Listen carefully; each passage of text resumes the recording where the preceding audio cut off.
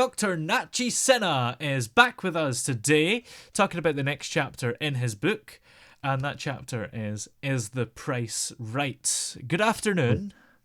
Hi, Kevin. Good afternoon. Nice to be back. Yes, it's great to have you back. So, of course, this is an interesting chapter because there are certain things in life that you want, but Yeah, if you've got to pay a certain yeah, amount for it, either in money or perhaps in other ways, yeah. you're not going to want it anymore. I mean, you still want it, but you're not want to Yeah. do the effort to get it. Right, right. It's.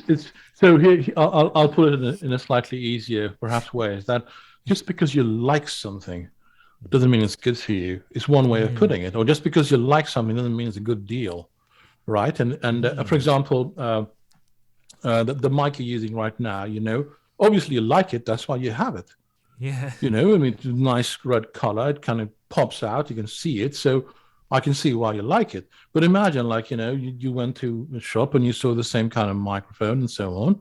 And you asked the shopkeeper how much was it. And you then went on and told the guy, I said, listen, I mean, I like this mic very much. As a matter of fact, I have got the exact same one. That's how much I like it. So that's out of question.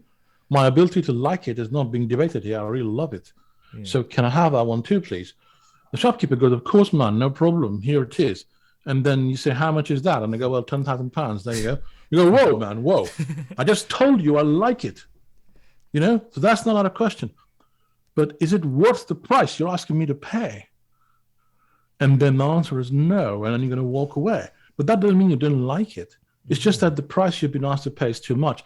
And the analogy, of course, in life that you very nicely hinted at earlier, it is that the price we pay sometimes is not necessarily always money, is it? It's emotion, time.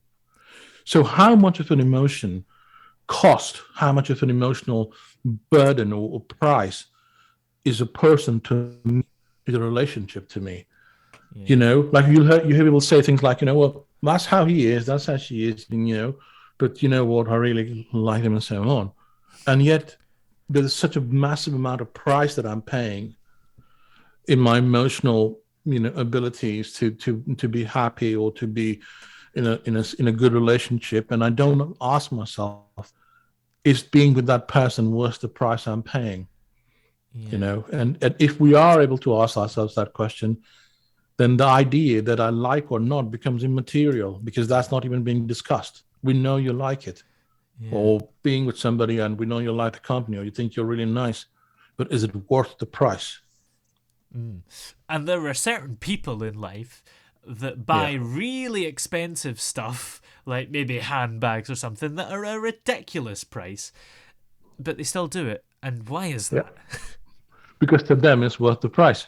Whatever Mm. it is that, whatever it is that an individual feels is, and that's why it's important that this is about at the most basic individual level, right? For example, the same person who buys that really expensive bag or purse or whatever it is, when they read the chapter, they would also relate to it, thinking that, oh, I know what this guy means. I'm not going to buy the £50,000 purse. I mean, or maybe I will, but I won't buy it if it was £100,000. So Yeah. the value we attach to certain things, only I understand, I know how valuable something is to me, right? So if somebody looking at me can't judge or understand the relevance of anything, whether it be to a relationship or anything else, right? And so I have to be able to know myself how much is the price I'm really paying, because I can lie too. I Yeah. buy that microphone, pay £10,000, and then you ask me, I'll give it to you. Go, hey, how much was it, man? I thought, oh, I got it and sold for $10. You go, oh, whoa, what a deal! So I just lied to you because I want to look like, okay, no, I wasn't taken for a ride. Mm. But sometimes that we do that in life too. When we realize that we're in a bad relationship or the deal we made wasn't good because we recognize that we're paying a high price, sometimes it's difficult to admit that we're paying a high price and it's not worth the price I paid for it Mm. or I'm Yeah. paying for it. Absolutely. I think we all sort of shave off a certain percentage when we say how much something cost, don't we? Yeah, yeah, yeah. Or how much something costs in terms of, our emotions or Mm. or our time or the impact it has on our lives. You Yeah. know, I mean, and that's why you see, you hear the stuff that, oh, they look really happy, everything seemed to be fine, and then what happened? Yeah. You almost always hear that when relationships break up, right? I mean, oh, it looked all right. I mean, they seemed really happy, blah blah. What a perfect couple. I mean, then Mm. suddenly, so what really goes on there? What happens? What happens there is that the price that was being asked to pay by either of them to be in that was not worth it, and they weren't Yeah. telling anybody that the deal was a bad one Yeah. until they did when they broke off. Yeah, absolutely. Well, Is the Price Right is the name of the chapter. It sounds like a game show. In fact, I think it is.